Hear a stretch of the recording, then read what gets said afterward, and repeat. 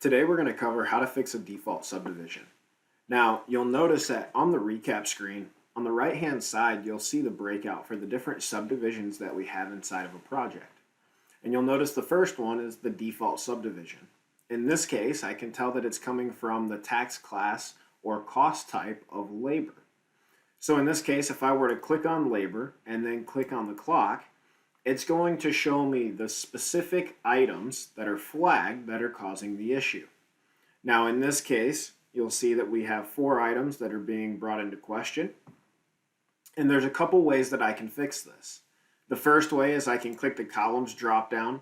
I can simply scroll down to the user code option, turn on the user code column, and then I can go through and make the changes here if I want. The other option I have is I can click the view options drop down and I can say user codes as well, and here I can go in and make the modification. Now in this case I'm going to make the modification this way because I can actually mark all 4 of these and I can adjust them all at the same time.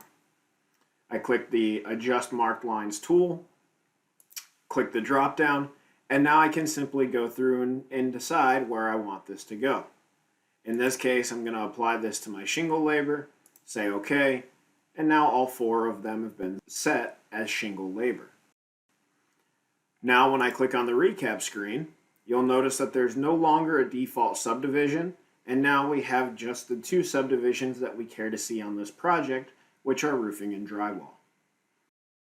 If you have any additional questions or you run into any problems while you're trying to fix the default subdivision on your own, please feel free to give us a call on our tech line. We'd be happy to assist you in any way we can. Thank you very much for watching and have a great day.